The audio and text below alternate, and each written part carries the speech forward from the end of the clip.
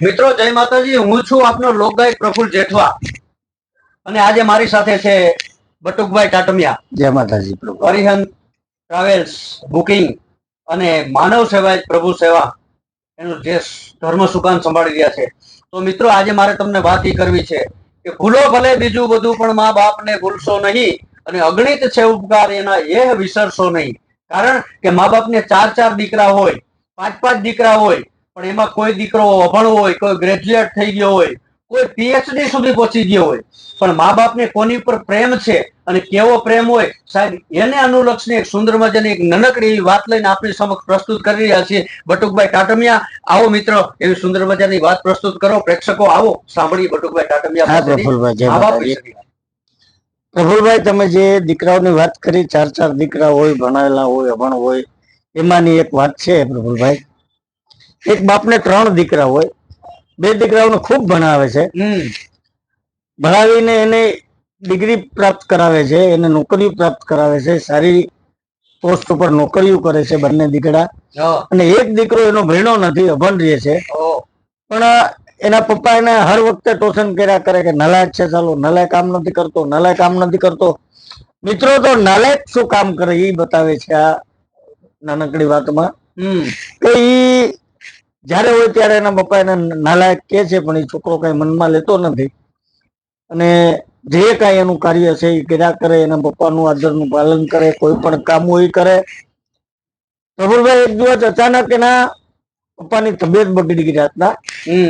રાતના તબિયત બગડી એટલે એના પપ્પાએ બંને દીકરાઓના દરવાજા ઠોક્યા. જે ભણેલા હતા, હોશિયાર હતા, જેની પાસે ડિગ્રી હતી, એને દરવાજો ન ખોલ્યો અને નાના દીકરાનો વગર દરવાજે ઠોકે. એને ખબર પડી કે મારા પપ્પા કોઈક દરવાજો ઠોકે છે, કઈક કામ લાગે, એટલે વગર દરવાજો ઠોકે છોકરો બહાર આવ્યો અને એને પપ્પાને કીધું કે પપ્પા શું છે? તો એને કીધું બેટા મારી તબિયત બગડી છે, મને તાત્કાલિક દવાખાને લઈ જાય. એટલે એ છોકરો તાત્કાલિક 4 વ્હીલર કાઢી એના પપ્પાને બેસાડ્યા, મમ્મીને બેસાડ્યા અને તાત્કાલિક હોસ્પિટલ લઈ જાય છે.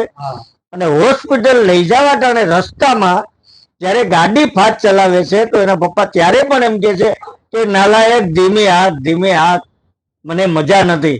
તો પણ એ દીકરો સાંભળતો નથી. એને હૈયામાં એક જ છે કે પપ્પાને જલ્દી હોસ્પિટલ પુગાડું, એની સારવાર ચાલુ થાય. પ્રફુલભાઈ, એને લઈ ગયા હોસ્પિટલ અને ડોક્ટરે એને ટ્રીટમેન્ટ કર્યું, દવા દારૂ આપ્યા અને વ્યવસ્થિત થઈ ગયા. એટલે ડોક્ટરે એવું કીધું કે ભાઈ આ તમારા કોણ છે? તો કે મારો દીકરો છે, મને અહીંયા લઈ આવ્યો. તો કે જો તમારો દીકરો 6 મિનિટ લેટ થઈ જાય તો દાદા તમારું હૃદય બેસી જાય, તમારી જિંદગી ખલાસ થઈ જાય. તો તમારા દીકરાને ધન્યવાદ ને પાત્ર છે કે તમને શોર્ટ ટાઈમમાં પુગાડી દીધા. પછી ઘરે જાય છે પ્રફુલભાઈ અને એના ધર્મ પત્ની એમને એમ કે છે કે તમે આ 2 દીકરાઓને આટલા ભણાવ્યા, એને દરવાજો ખોલ્યો નહીં, આ તમારો અભણ દીકરો, તમે આને નાલાયક નાલાયક કરો છો. એ દીકરે તમારી આજે જિંદગી બચાવી.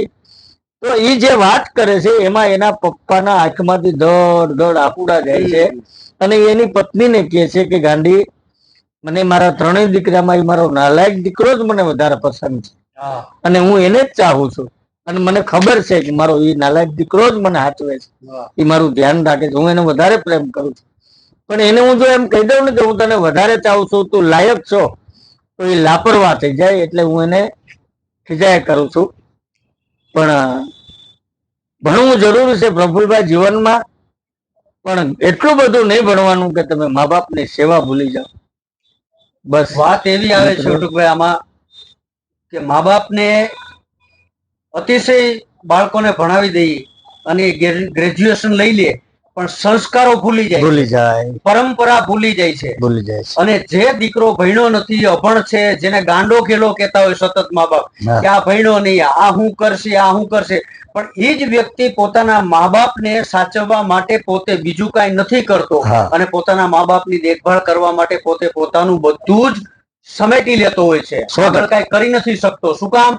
એને એના મા બાપની ચિંતા હોય. આની કર મા બાપ એવું વિચારતા હોય કે આ ગાંડો ખેલો છે ને આ મારું કરતો નથી ને આ મારું આમ કરતો નથી, પણ એ જ દીકરો એની સાર સંભાળ રાખતો હોય. એટલે જ કીધું છે કે મોતે નાયડું માંડ્યું જમ જડાફા ખાય, એને છોરની ચિંતા થાય એને કેમ વિહરીએ કાગડા. મિત્રો, આ વાત સુંદર અને સારી લાગી હોય તો દુનિયાના તમામ મા બાપે પણ એ વિચારવું જોઈએ કે જે દીકરો ગાંડો, ઘેલો અને ભોળો અને હાવ આવારાગર્દી જેવું કરતો હોય ને એ દીકરો જ આપણા મા બાપની લાકડી બનીને અંત સુધી ઉભો રહે છે. તો મિત્રો આ વાત સારી લાગી હોય તો આ વાતને સબસ્ક્રાઇબ આજની ચેનલને કરજો, અને લાઈક કરજો અને શેર કરજો. અને ફરીવાર આવી ટચુકડી વાત લઈને અમે પાછા આવશું. ત્યાં સુધી બધાને બટુક ટાટોમિયા ને પ્રફુલ્લ જેઠવાના જય માતાજી, જય માતાજી, જય માતાજી, જય માતાજી મિત્રો.